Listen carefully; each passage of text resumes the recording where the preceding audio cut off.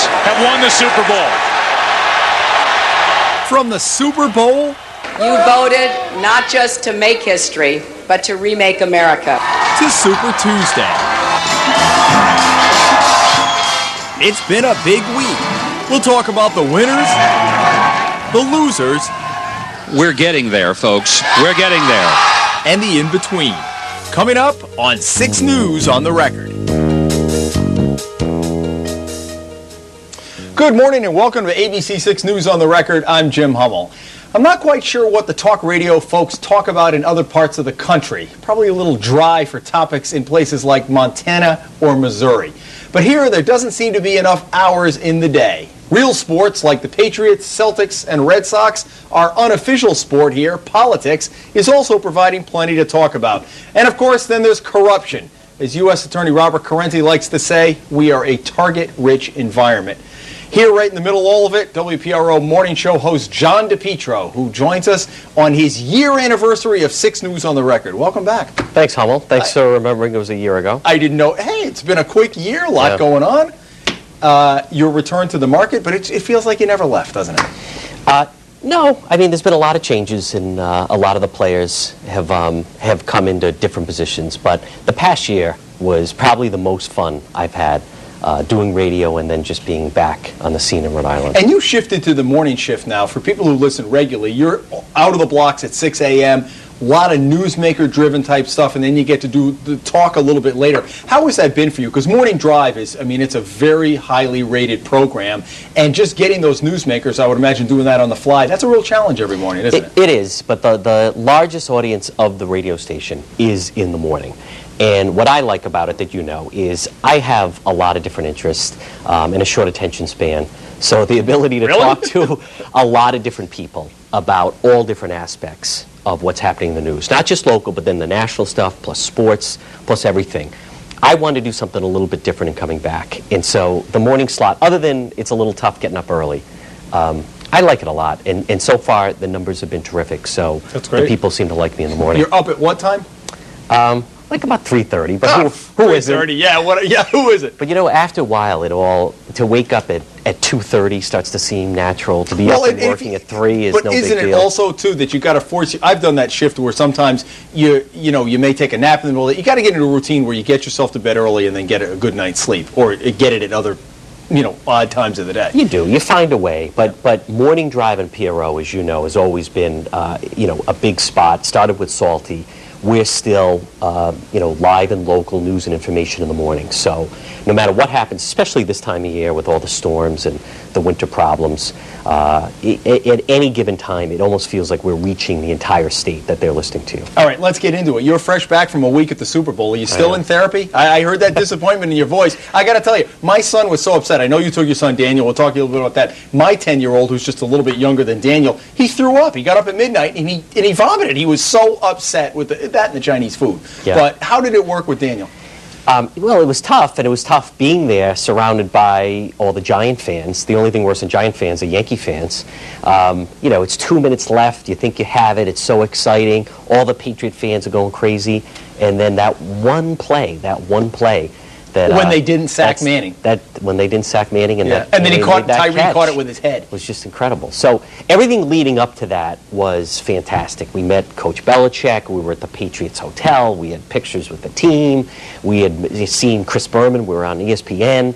Everything leading up to the parties and everything, and then just when you feel you have it, and then it fell apart. But we'll get into that final drive in just a second. What was Arizona as a destination? They always say New Orleans is one of the better ones for Super Bowls, and I actually covered the one with the Packers and the Patriots, where the Packers fans were the obnoxious ones years ago.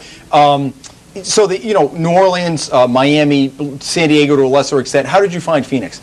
Fantastic. I mean, it's a growing city. It's a city of the future. The building is incredible. I didn't see any stories about corruption. Yeah. There was nobody stuck on a school bus during a storm. What are the talk radio guys doing out there? It seemed pretty boring. But it's a beautiful area. With the buildings are brand new. The people are tan and fit.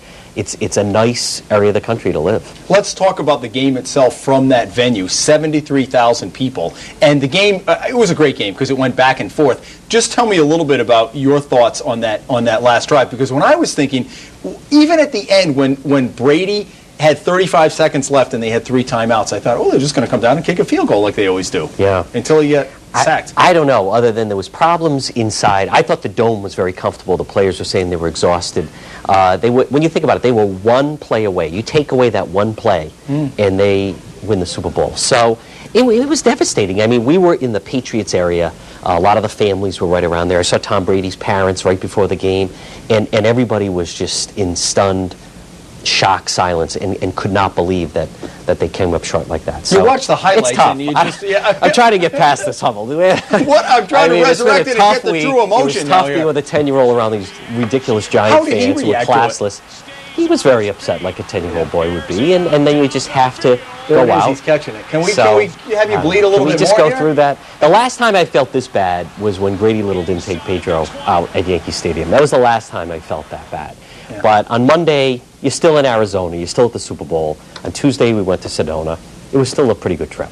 All right. But I won't rub it in anymore. Hey, listen, I feel as badly as you did. You make it sound like I'm a Giants fan here. One, I know. All just right. because I had seen them successful in Houston, I had seen them successful in Jacksonville, and I thought we'd see them successful in Arizona. All right, talking about other losers, let's go on to your former governor, not your governor, but a guy you know pretty well, Mitt Romney. Any surprise? He had to wait for Super Tuesday, didn't he, to get out? We're taping this on a Thursday. This afternoon, he announces, I'm suspending, but in effect, he's out of the race.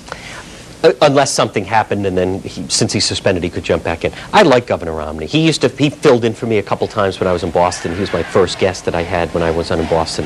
A personable guy. He is. I just think that he just, for whatever reason, first time out of the box, had a lot of hurdles to try to learn, to try to really get established. And John McCain took off with so much momentum. He did the right thing. Mitt Romney could maybe run again sometime. Who knows if John McCain will be successful against whoever the Democrat is. So better to fold the tent now, be seen as, a good party loyalist. He said, I want to do what's in the best interest of the party, which is smart. His money's not going to go away. They still have a ton of money. And you learn a lot from running. His wife stepped in and said the money's really not going away. They still have a huge fortune, as you know, and you learn a lot. I think, it's so difficult. He wanted to do it. He initially, when you think about it, he was in Iowa. He thought they'd win Iowa, win New Hampshire, and then win Michigan. He won Michigan. He lost the other 2. But it is time to go out because he didn't stand a chance. Talk about the Mormon factor. Was it huge? Because you see where Huckabee, really picked up the evangelicals. And I don't know if there was a slime campaign or not, but you kind of Mormon thing. I don't know. Did that factor in your mind? I think it did, Jim. I think it's one of those things that people won't talk about. And I know it's becoming more acceptable. HBO has the show Big Love, where he has several wives. Hugh Hefner has the thing going with the girls next door. I think it's the same thing with race. People won't say to a pollster, I feel uncomfortable with the Mormon faith. A lot of people don't know much about the Mormon faith. They think maybe he does have 12 wives. So I think it's one of those things they ran into. But he's still an unknown. When you're up against McCain that people knew, McCain ran in 2000, that really helped him out. People remembered him and liked him. I think he just ran into a tough opponent. Let's talk about McCain, because I think ultimately, if now he is moved, we'll talk about Hillary and Barack in just a second, but for McCain, I've heard so much of the support of the Iraq War, the support of the Bush tax cuts and all that thing, and I know he's playing to the conservatives right now, but how soon does he start to go to the left? Because that's going to be problematic in a general election, is it not? It is, and I don't know if he needs to do that. He's being successful being kind of right where he is, where he picks up, I think, a lot of the independents.